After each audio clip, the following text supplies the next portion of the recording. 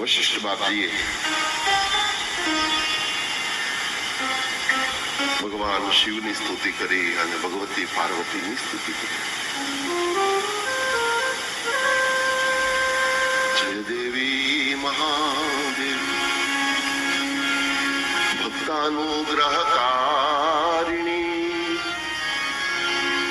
જય સર્વસુરારાધ્યે જયાનંત ગુણાલયે નમો નમસ્તે દેવેશી શરણાગત વત્સલે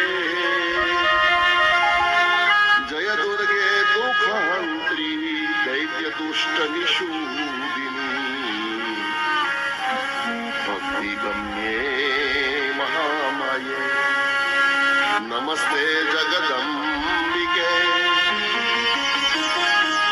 સંસાર સાગરો તાર જ્યોતિભૂત પદાંબુજે પ્રસન્ના ભવદેવેશી ચતુર્વર્ગ પ્રદાયિની કસ્ત્વાં સ્તોતુ ક્ષમા દેવી કેવલમ પ્રણતોસ્મ્યહમ. અનેક વિધિ વશિષ્ઠ બાપજી ભગવતી પાર્વતીની અદ્ભુત સ્તુતિ છે. કસ્ત્વાં સ્તોતુ ક્ષમો દેવી.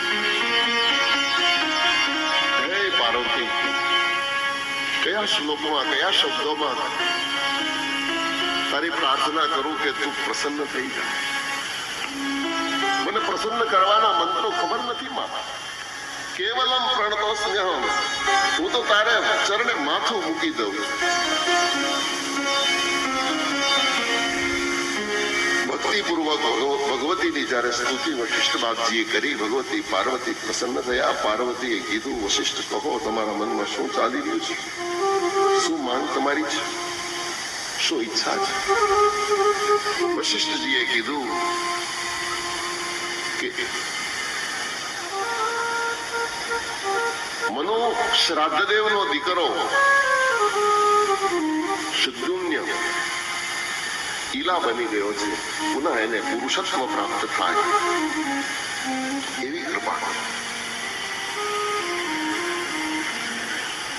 માં ભગવતી પ્રસન્ન થયા અને વરદાન આપ્યું, વશિષ્ઠ જાઓ, તમે ઈલા પાસે મારી આરાધના કરાવો, 9 દિવસનો મહાયજ્ઞ કરાવો, 9 દિવસ દેવી ભાગવતની કથા એને સંભળાવો. એનું સ્ત્રીત્વ નષ્ટ થશે અને પુરુષત્વ પ્રાપ્ત થશે.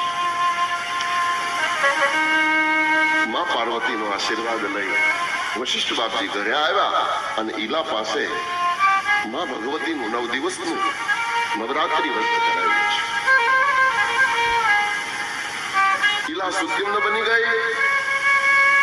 શ્રાદ્ધદેવ મનુએ સુદ્યુમ્નને રાજા બનાવ્યો, રાજ્યાભિષેક થયો. અનેક વિધિ, સુંદર શાસન સુદ્યુમ્ને કર્યું. આ કથા કાર્તિક સ્વામી અગસ્ત્ય મુનિને સંભળાવે છે. સુત પુરાણી 88,000 ઋષિઓને કહે છે કે આ કથા સાંભળી એટલે અગસ્ત્યજી કાર્તિક સ્વામીને કહેવા લાગ્યા કે પ્રભુ, આપે આ દેવીનો મહિમા કહ્યો, પણ મેં તો તમને દેવી ભાગવતનો મહિમા પૂછ્યો. દેવસેનાપતે દેવ વિચિત્રેયમ શ્રુતો કથા. અગસ્ત્યજી એમ બોલ્યા કે તમે વિચિત્ર કથા, મેં પૂછ્યો દેવી ભાગવતનો મહિમા અને તમે બતાવ્યો દેવીનો મહિમા.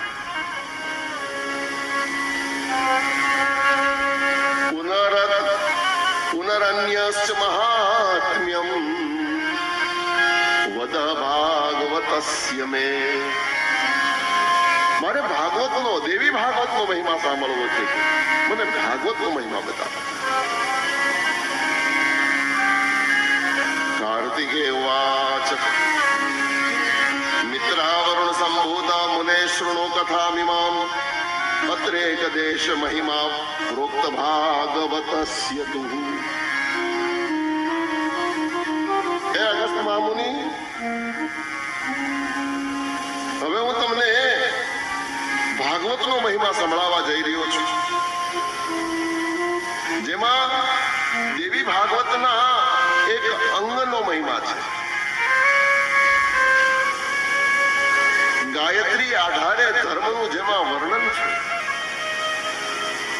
વર્ણતે ધર્મ વિસ્તારો ગાયત્રી અધિકૃત્ય ચ ગાયત્ર્યા મહિમા તત્ર તદ ભાગવત ભાષ્યતે. બહુ સુંદર અર્થ કર્યો છે અહીંયા આગળ ભાગવતનો. કાર્તિક સ્વામીએ અગસ્ત્યને કીધું કે તમે ભાગવતનો મહિમા પૂછો છો ને, તો હવે હું તમને ભાગવતનો મહિમા સમજાવું. પેલા તમને દેવીનો મહિમા, હવે ભાગવતનો મહિમા. વર્ણતે ધર્મ વિસ્તારો, ગાયત્રીના આધારે ધર્મનું વર્ણન કરું છું. અને જે આખ્યાનમાં ગાયત્રીનો મહિમા હોય એને ભાગવત કહેવાય. ભાગવત એટલે ભાગવત કોને કેવું? બોલે જેમાં ગાયત્રીનો મહિમા ગવાયો હોય એ ભાગવત છે. ગાયત્ર્યા મહિમા યત્ર તદ ભાગવત નિશ્યતે.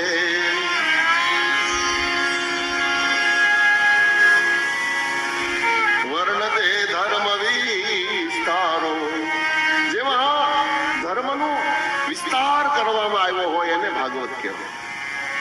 ધર્મની વ્યાખ્યાઓને જેને વિસ્તૃત કરી હોય એ ભાગવત.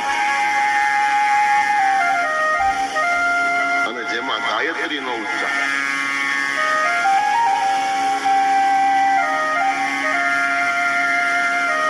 અને અથવા તો સંતો ભાગવત શબ્દના અર્થો ઘણા કરે છે.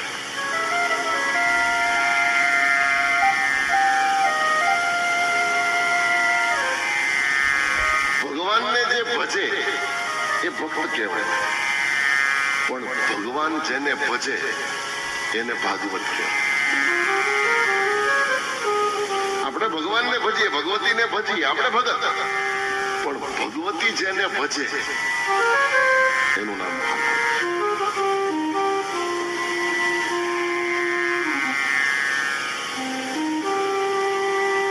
એક મહાત્મા પાસેથી બહુ સુંદર એક દૃષ્ટાંત. નારદજી એક દિવસ વીણા વગાડતા વગાડતા વૈકુંઠમાં ગયા અને વિષ્ણુ ભગવાન પોતાના કામમાં મસ્ત હતા, એટલે આગલા ડ્રોઈંગ રૂમમાં નારદજી જઈને બેસી ગયા. ટેબલ ઉપર પુસ્તિકા પડી હતી, એક ચોપડી પડી હતી. નારદે તરત ઉઠાવી કે વિષ્ણુ ભગવાન આવા ચોપડા શું રાખતા હશે, હું હોશિયાર. મારું કીધું તો ટેલિફોન ડાયરી હતી. નારદજી પાનું ખોલ્યું, તરત નામ બધા લિસ્ટ અને બધાના નંબર, એક એક નામ ને નંબર, નામ ને નંબર. પણ પહેલું જ નામ નારદજીનું હતું, પછી બીજા બધા નામ. એટલે નારદજી રાજી થઈ ગયા. નારદજી વિચાર કર્યો કે ભગવાને આપણને પહેલા નંબરે મૂક્યા. ભગવાનને મળવાનું હતું, મળીને નીકળ્યા બહાર. ને એમાં યાત્રા કરી નારદજી તો હમતી બલ્લા કોઈ જગ્યાએ ખરીધામ થયા, ચૌદે બ્રહ્માંડમાં વિચરણ કરતા હોય. એમાં એક બધી હનુમાનજી મહારાજ મળ્યા. થોડીક ભગત છે, ભગત મળે તો ચર્ચા સત્સંગ તો થાય. 4 મિલે 64 હશે, 20 કરે કર જોડ, હરિજન છે હરિજન મિલે તો ખીલ જાય 7 કરોડ. ભક્તોના મિલનની વાત. 4 મિલે 64 ખીલે. 2 આંખ આની 2 આની 4 ભેગી થાય ત્યાં 32 આની 32 આની 64 ખીલી જાય. અને 20 કરે કર જોડ, 10 આંગળા આના ભેગા થઈ જાય, 10 આને ભેગા થઈ જાય, 20 તરફ ભેગા થઈ જાય. અને હરિજન છે હરિજન મિલે તો ખીલ જાય 7 કરોડ. 3.5 કરોડ આના, 3.5 કરોડ રવાડા આના, 7 કરોડ રોમ રોમ પ્રેમ પ્રગટી જાય. આ ભક્તોના મિલનની વાત. હનુમાનજીને મળ્યા નારદજી, પણ ઓલું હૃદયમાં કે ક્યારે હું કહી દઉં હનુમાનજીને કે મહારાજ તમે ભગત ખરા મોટા, પણ તમારો ક્યાંય નંબર નથી. નારદજી એટલે હનુમાનજી કે શું વાત કરો તમે? બોલે હા, હું ભગવાનની ઘેરે ગયો હતો, ભગવાનની ડાયરી વાંચી પ્રૂફ સાથેની વાત. આખી ડાયરીમાં મેં બધા પાના ફેરવી જોયા, પહેલે નંબરે બદલાનું નામ. નારદજી કે પહેલે નંબરે આપણે પણ છે. આ છેલ્લા સુધી તમારું તો નામ જ નથી. તમારું તો એટલે તમારો કોઈ ક્લાસ નથી. આવું નારદજીનો કહેવાનો મિનિંગ.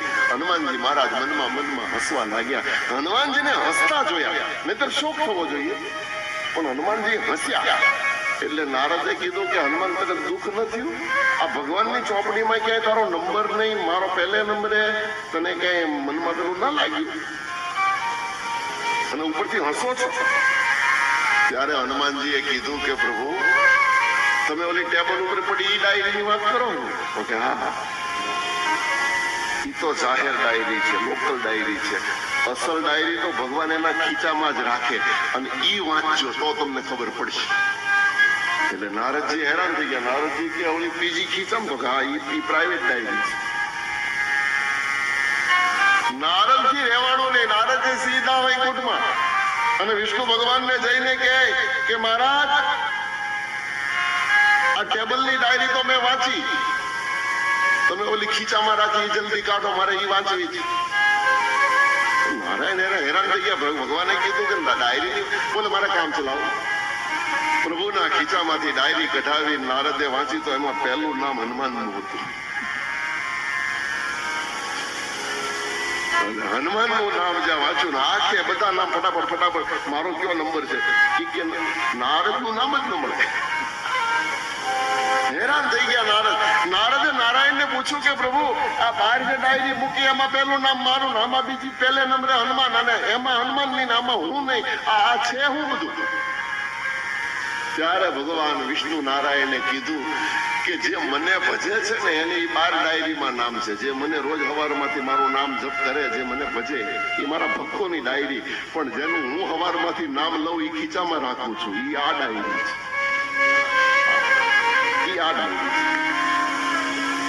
ઈ ભાગવત. મારે કહેવાનો મતલબ એ છે જેને ભગવાન ભજે. વર્તતે ધર્મ વિસ્તારો ગાયત્રી મધિકૃત્ય ચ ગાયત્ર્યા મહિમા યત્ર તદ ભાગવત લીષ્યતે.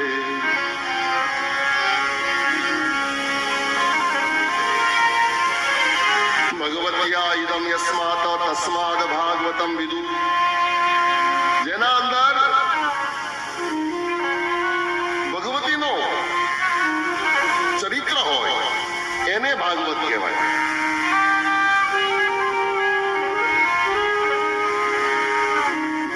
કાર્તિકેય કહે છે કે અગસ્ત્ય મહારાજને કે મહારાજ, હું તમને ભગવત્યા ઇદમ યસ્માત તસ્માદ ભાગવતમ વિદુ, જેમાં ભગવતી મહામાયાનો વિસ્તારથી વર્ણન છે, જેમાં ભગવતી મહામાયાનું લીલા ચરિત્રો છે, એ કથા ભરપૂર ભગવતીની કથાથી મહિમાથી ભરેલું.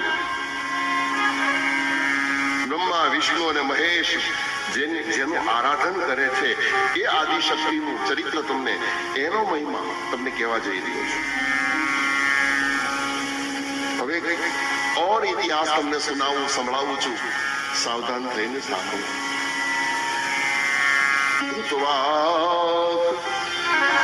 પુરે તસ્મિન સર્વવેદ વિશારદ સ્રોતસ્મારતેષુ નિષ્ણાતો દ્વિતીય ઇવ ભાસ્કર. ઋતુવાક નામના એક મુનિ હતા, વિખ્યાત પંડિત હતા, સર્વવેદ વિશારદ, બધા વેદોના જાણકાર હતા. શ્રોતસ્માર્તેષુ નિષ્ણાત.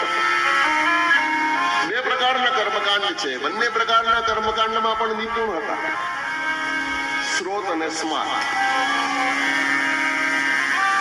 દ્વિતીય ઇવ ભાસ્કર, જાણે કપાળમાં સૂર્ય ઉગ્યો હોય એટલું બ્રહ્મતેજ હતું. વિદ્વાન હતા, ધાર્મિક હતા, ધનવાન હતા, પંડિત હતા.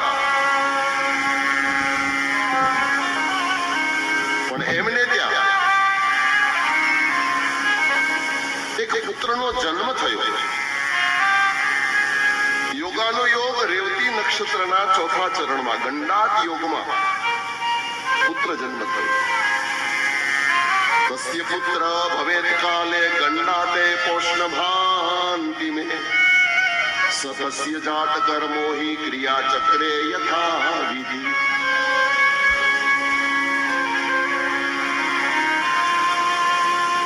પુત્ર જન્મ થયો એટલે જાત આદિ સંસ્કાર બાળકના કર્યા. બાળક મોટું થવા લાગ્યું.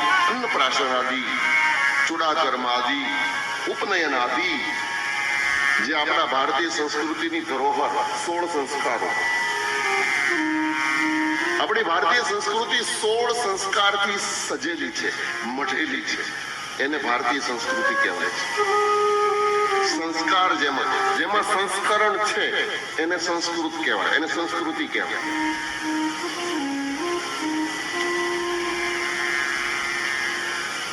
જન્મે ત્યારે, જન્મીને પછી અન્નપ્રાશન પછી ચૂડાકર્મ પછી યજ્ઞોપવીત, વિદ્યાભ્યાસ, આ બધા સંસ્કારો છે. નિયમ પ્રમાણે ભારતીય સંસ્કૃતિને અનુસરે એ પ્રમાણે બાળકના આ બધા સંસ્કારો કર્યા. પણ કાર્તિક કહે કે જેમ જેમ બાળક મોટું થાય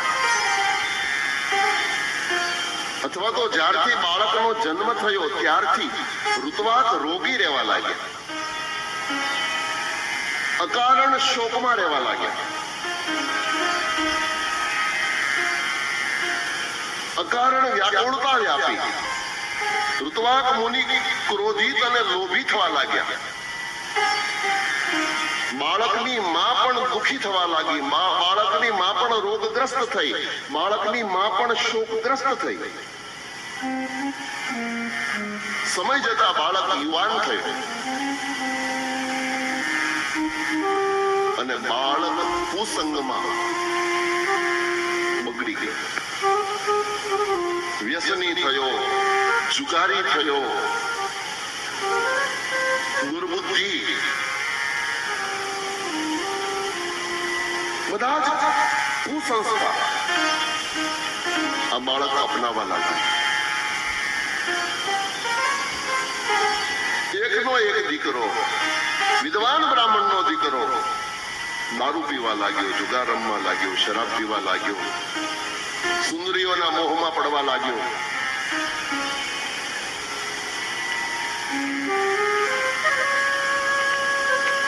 અને આવો મૂર્ખ જ્યારે બાળક થયો ત્યારે મહારાજ ઋતુવાક વિચાર કરે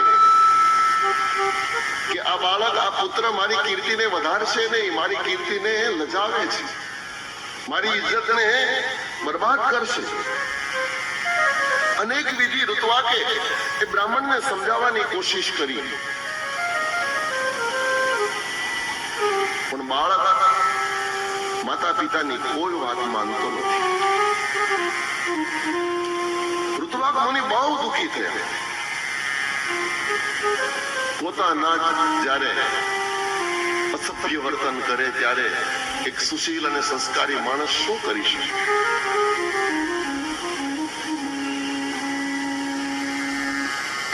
મનમાં ઋતુવાક વિચાર કરે કે આના કરતા તો હું નિસંતાન રહ્યો હોત તો સારું.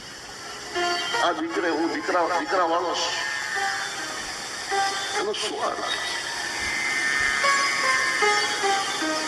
આના કરતા કપુત્ર, અપુત્ર, પુત્ર વગરનો પિતા વધારે ભાગ્યશાળી. અપુત્ર તાવરમ નૃણામ ન કદાચિત કુપુત્રતા. આવા દીકરા કરતા તો ન દીકરા હોય તો વધારે સારું. પુત્ર હોય ને સુપુત્ર તો નરકમાં ગયેલા માતા પિતાને પણ નરકમાંથી છોડાવી અને સ્વર્ગમાં, અપવર્ગમાં મૂકે. એને સત્પુત્ર કહેવાય, એને સુપુત્ર કહેવાય. પણ કબૂતર છે ને, સ્વર્ગમાં વૈકુંઠમાં ગયેલા માતા પિતાને ત્યાંથી પાછા નરકમાં નાખે, ઉલટી ગયા.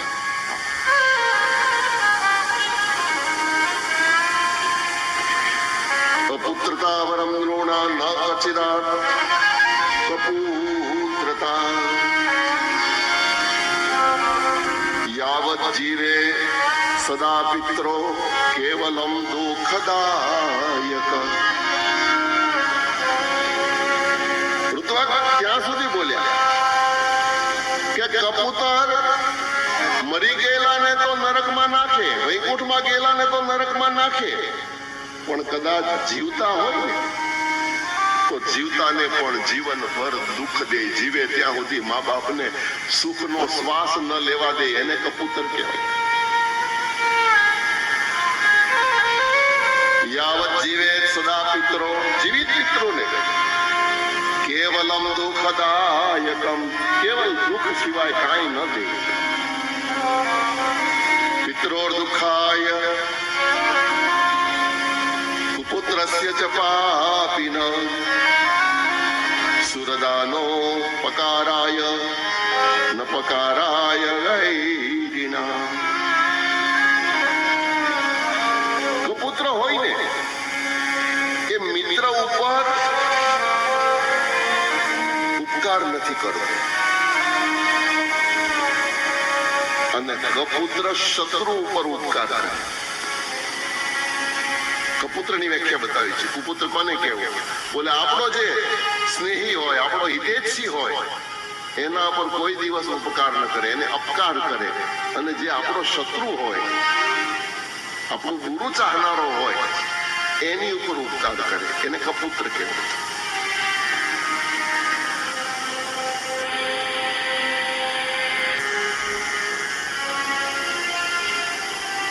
ઋત્વાક મુનિ એમ બોલ્યા કે ધન્ય છે માતા પિતા કે જેને ત્યાં સપુત્ર દીકરા જન્મે, જે જીવનભર સુખ આપે અને મર્યા પછી પણ પરમધામ અપાવે. એવા દીકરા ધન્ય છે.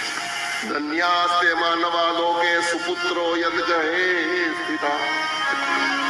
ધન્ય છે એવા માતા પિતા જેને ત્યાં સુપુત્ર હોય. जिनके घर एक सपूत भयो, जिनके घर एक सपूत भयो, 3 लाख कपूत भया, 3 लाख कपूत भया, 3 लाख कपूत भया, 3 लाख कपूत भया, जिनके हृदय हरि नाम बसे, जिनके हृदय हरि नाम बसे.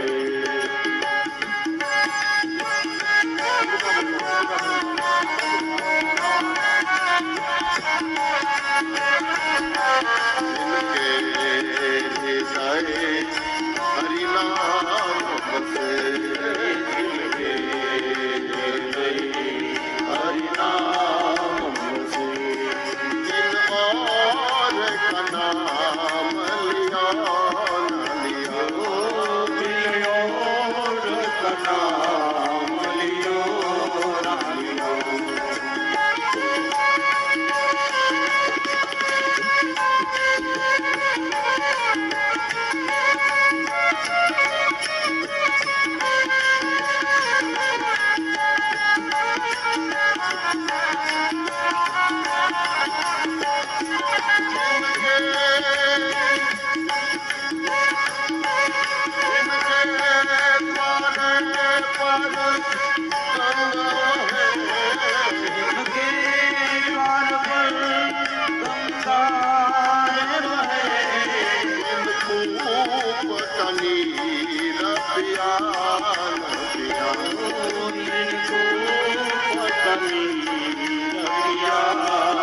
पिया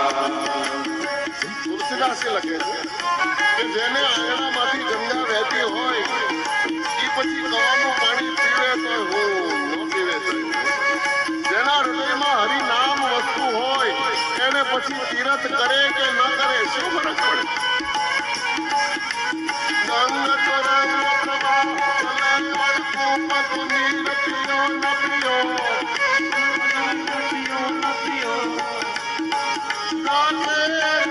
रघुनाथ बसे तो तू नाम लियो न लियो नाम लियो न लियो नाम लियो न लियो कर्म संयोग सुपात्र मिले पात्र गुदान दियो न दियो पात्र गुदान दियो न दियो दान कहे सुन चाहत पर एक मूर्ख मित्र कियो न कियो एक मूर्ख मित्र कियो न कियो एक मूर्ख मित्र कियो न कियो तुलसीदास विचारी कहे तुलसीदास विचारी कहे कपटी को मित्र कियो न कियो कपटी को मित्र कियो न कियो जिनके एक सपूत भयो सपूत भयो 3 लाख सपूत भया भया 3 लाख सपूत भया भया जिनके घर एक सपूत भयो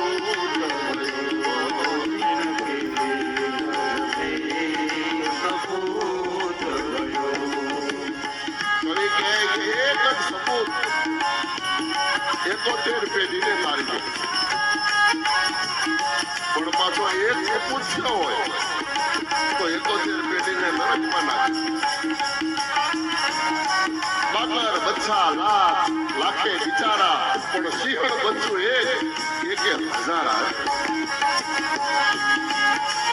और एक भाई था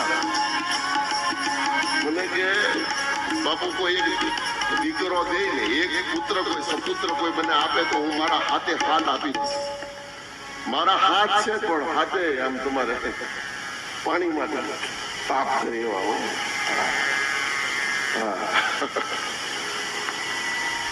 કે અર્થમાં ધન્યાસ્તે માનવા લોકે સુપુત્રો યદ ગ્રહે સ્થિત માતા પિતાની આજ્ઞા પાળવા વાળા દીકરા હોય કે ઘર ધન્ય છે માતા પિતાની આજ્ઞાને ક્યારેય અડસેલે નહીં માતા પિતાની આજ્ઞાના બોલની રાહ જોઈને ઉભા હોય એવા દીકરા જે ઘરમાં જન્મે એ કુળ ધન્ય છે એ ધરતી ધન્ય એ કુળ ધન્ય એ ઘર ધન્ય એ માતા પિતા ધન્ય બાકી કુપુત્રથી કુળ નષ્ટ થાય છે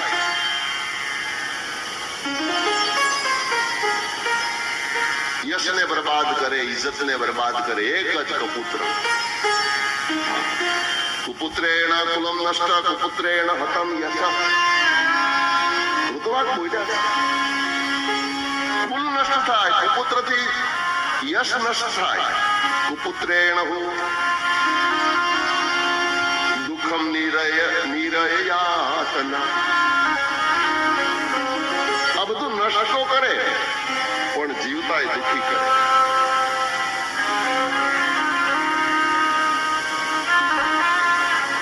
કુપુત્રથી કુળ દૂષિત થાય છે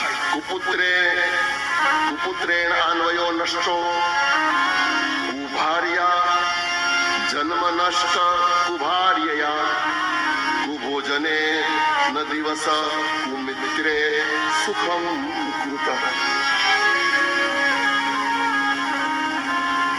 કુપુત્રથી કુળ દૂષિત થાય કુભાર્યાથી જીવન દુઃખી થાય અને કુભોજને ન દિવસ દૂષિત ભોજન કરવાથી દિવસ બગડે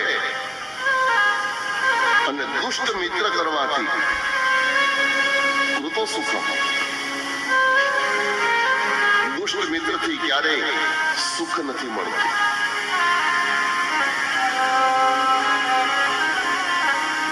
ઘરમાં બેઠા બેઠા ઋત્વાક મુનિ પોતાને દોષ દે છે, પત્નીને દોષ દે છે, કુળને દોષ દે છે, દીકરાને દોષ દે છે, કર્મને દોષ દે છે, વિધાતાને દોષ દે છે કે આમાં મારું કોણ બુરું કરવા વાળું છે?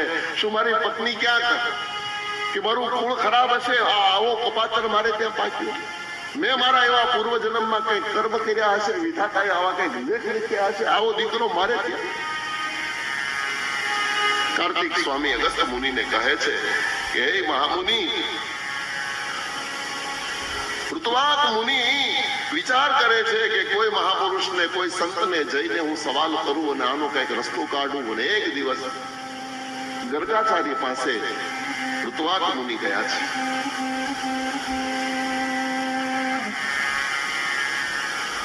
ગર્ગાચાર્ય પાસે જઈને ઋત્વાકે વંદન કર્યા.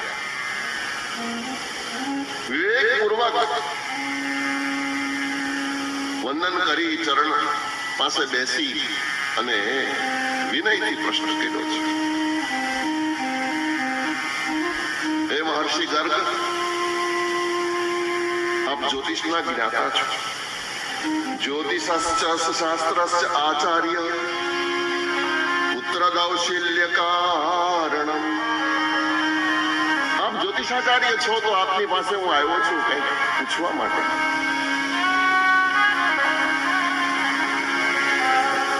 મહારાજ, મને બતાવો મારો આ પુત્ર દુરાચારી કેમ થયો? મેં તો મારા જીવનમાં ક્યાંય ખોટું નથી કર્યું. હું તો બહુ પવિત્ર રીતે જીવન જીવનારો માણસ. વિદ્યા અભ્યાસ કર્યો છે, વેદાભ્યાસ કર્યો છે, ગુરુ સેવા કરી, બ્રહ્મચર્યનું પાલન કર્યું અને વ્રતપૂર્વક વિવાહ કર્યો, વિધિ વિધાન સાથે વિવાહ કર્યો, ગૃહસ્થ આશ્રમ ધર્મનું પણ હું સંપૂર્ણ નિષ્ઠાથી પાલન કરું છું. વિધિવત દરરોજ પંચ યજ્ઞ કરું છું, વૈશ્વદેવ કરું છું. મારા ઘરમાં કોઈ એવું કુસંસ્કારી વાતાવરણ નથી. છતાં આ બાળક સંસ્કાર વગરનો કેમ? આ બાળકને બધા સંસ્કારો મેં આપ્યા, મારી બધી જ ફરજો મેં પૂરી કરી. માતા પિતાની આ બધી ફરજો છે, એમાં ઉપકાર કરવાની વાત એ નથી. માતા પિતાની પુણ્ય ફરજ છે કે પોતાના સંતાનોને સુસંસ્કાર આપે. એમાં તમારું પોતાનું સ્વાર્થ તો છે પણ સાથે સાથે જગતનું પણ કલ્યાણ છે. જે માતા પિતા પોતાના દીકરાને સારા સંસ્કારો આપે, એક તો એ દીકરો સંસ્કારી થાય, એટલે સંસ્કારી દીકરો મા બાપની સેવા કરે, એ તો સહજ. પણ સંસ્કારી દીકરો જે ગામમાં હોય એ શેરીને પાવન કરે, એ ગામને પાવન કરે, એ મોટો થાય તાલુકાને પાવન કરે, એનાથી મોટો થાય જિલ્લાને પાવન કરે, એનાથી મોટો થાય તો દેશનું સુકાન સંભાળી શકે. અને એ દીકરો જો એના કરતા મહાન થયો હોય તો કદાચ વિશ્વને પણ તારી દે. પણ મૂળમાં તો માતા પિતા છે.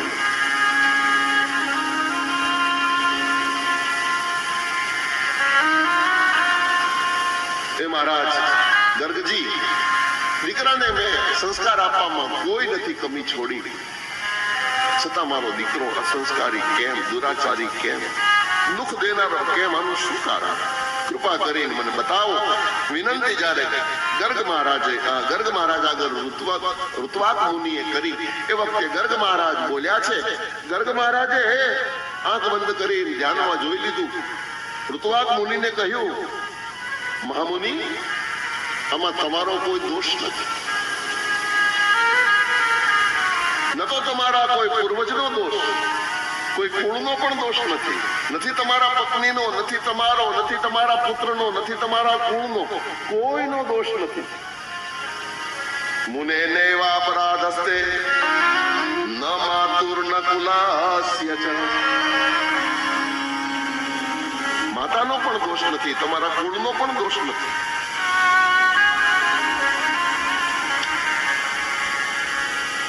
એના જન્મના યોગો ખરાબ છે.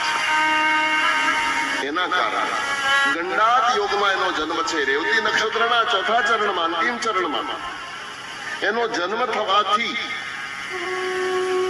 તમે આજે કાંઈ વર્ણન કર્યું એ દુઃખી થયા છો.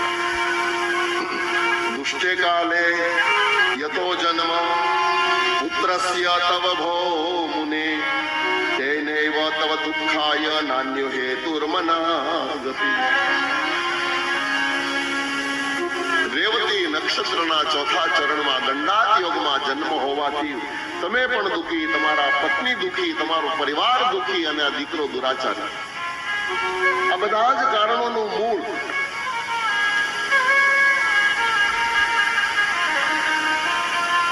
રેવતી નક્ષત્રનું ચોથું ચક્ર. અન્ય બીજું કોઈ કારણ નથી. ઋતુવાત મુનિએ કીધું કે તો પછી એના માટેનો કઈ ઉપાય, દુઃખને દૂર કરવા માટે કઈ રસ્તો? ત્યારે ગર્ગાચાર્યએ કહ્યું છે કે હા, દુઃખને દૂર કરવા માટે દુર્ગાની ઉપાસના કરો, માં ભગવતીનું આરાધન કરો, માં ભગવતીની ભક્તિ કરો, માં ભગવતીની ઉપાસના કરો. સમારાધય પત્નેન દુર્ગા દુર્ગતિ નાશિની. ભગવતી દુર્ગા દુર્ગતિની નાશ કરનારી છે, દુઃખને દૂર કરનારી છે. ગર્ગ મહારાજના મોઢેથી જ્યારે ભગવતીના ગુણગાન ગાવાની વાત સાંભળી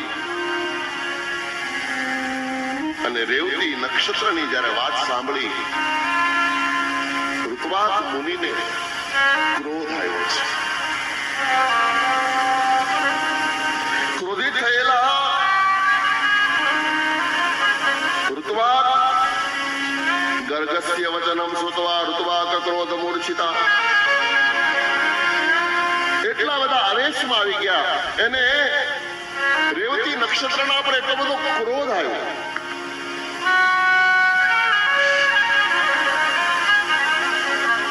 પોતાની સાધનાની સિદ્ધિ વડે હાથમાં જળ લઈને ક્રોધના આવેશમાં રેવતી નક્ષત્રને શ્રાપ આપ્યો, અત્યારે ને અત્યારે તારું પતન થાય.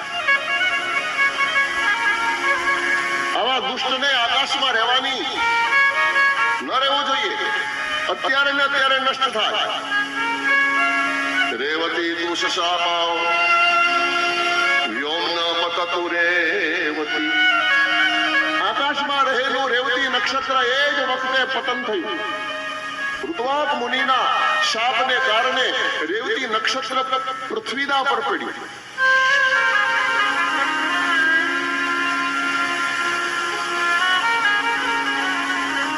પણ જે જગ્યા ઉપર પડ્યું એ પર્વતનું નામ કુમુંદાચળ. કુમુંદાચળ પર્વતના ઉપર પડ્યું, પડી રેવતી. કે ત્યારથી કુમુંદાચળ રેવત પર્વત, રેવતી પર્વત નામે ઓળખાય, રેવત નામે ઓળખાય. અને એ રેવત આજની તારીખમાં ગિરનાર તરીકે ઓળખાય. આપણો જુનાગઢ, આપણો ગિરનાર. ગિરનારનું જૂનું નામ છે રૈવત, અને રૈવત પહેલાનું નામ છે કુમુંદાચળ. પણ રેવતી નક્ષત્ર એ પતન પામીને એના ઉપર પડ્યું, ત્યારથી એ રૈવત થયું.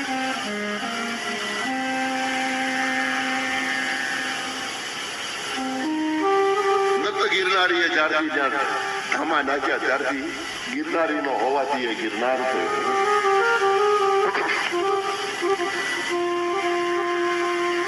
ક્રોધના આવેશમાં ઋતુવાત મુનિએ શ્રાપ આપ્યો કે આવા દુષ્ટ નક્ષત્રને આ સંસારમાં રહેવાનો અધિકાર નથી.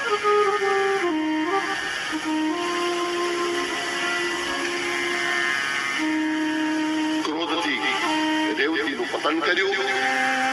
ગર્ગ મહારાજને વંદન કરીને ઋતુવાત ભગવતીનું આરાધન કરવા માટે ગયા. ભગવતીનું આરાધન કરી અને સુખ સૌભાગ્ય ઋતુવાત મુનિએ પુનઃ પ્રાપ્ત કર્યું. આવી કથા કાર્તિકેય મુનિ કરે છે, કાર્તિકેયજી કરે છે. કાર્તિકેય અગસ્ત્યને કહે છે કે રેવતી જે પતન નક્ષત્ર પામ્યું, કુમુદાચલ પર્વતના પર પડ્યું. પડતાની સાથે એણે બાળકીનું રૂપ ધારણ કર્યું, કન્યાનું રૂપ ધારણ કર્યું.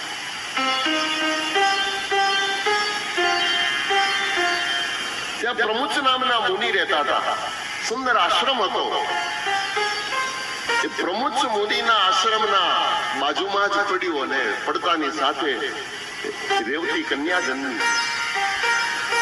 કન્યા રડવા લાગી. પ્રમુચ મુનિએ જોયું તો બાળકી હતી, કન્યા હતી. પોતાના આશ્રમમાં લઈ આવ્યા, પાલન લાલન કરી અને કન્યાને પ્રમુચ મુનિએ મોટી કરી છે.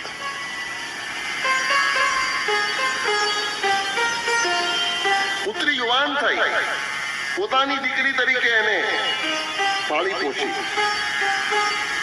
સમય જતા ધર્માત્મા પરાક્રમી દુર્દમ રાજાની સાથે ધામધૂમથી પ્રમુચ મુનિએ વિવાહ કર્યો છે, કન્યાદાન કર્યું છે.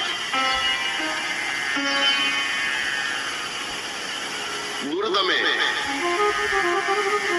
પ્રમુચ મુનિને કહ્યું, પ્રભુ આપ ગુરુ મહારાજ છો, આપ મને કન્યાદાન કરો છો, હું સ્વીકારું છું, પણ કૃપા થાય એટલા માટે કંઈક અપેક્ષા. બોલે શું? જે માંગવાની ઈચ્છા હોય માંગ. બોલે મારે ત્યાં રેવતી દ્વારા તમે જે કન્યા આપી રહ્યા છો એ કન્યા દ્વારા મન્વંતરાધીપ પુત્ર થાય, મન્વંતરનો માલિક બને એવો પુત્ર થાય એવું વરદાન આપે. મન્વંતરાધીપ પુત્રની માંગણી લાલસા જ્યારે દુર્દમે કરી એ વખતે પ્રમુચ મુનિએ રેવતી અને દુર્દમને કહ્યું કે તમે ભગવતી દેવીની આરાધના કરજો, માં જગદંબાની ઉપાસના કરજો, તમે દેવી ભાગવતની કથા સાંભળજો. 5 વખત જો તમે દેવી ભાગવત સાંભળશો તો તમારે ત્યાં મન્વંતરાધીપ પુત્ર પ્રગટ થશે. મહાત્મા પ્રમુચના વચનો સાંભળી આશીર્વાદ લઈ દુર્દમ રાજા પોતાના ઘરે આવ્યા છે. સુંદર શાસન ચાલે, સુંદર સમય જવા લાગ્યો. થોડા જ દિવસો વ્યતીત થયા હશે અને એક દિવસ લોમસ મુનિ વિચરણ કરતા કરતા દુર્દમ રાજાને આંગણે પધાર્યા.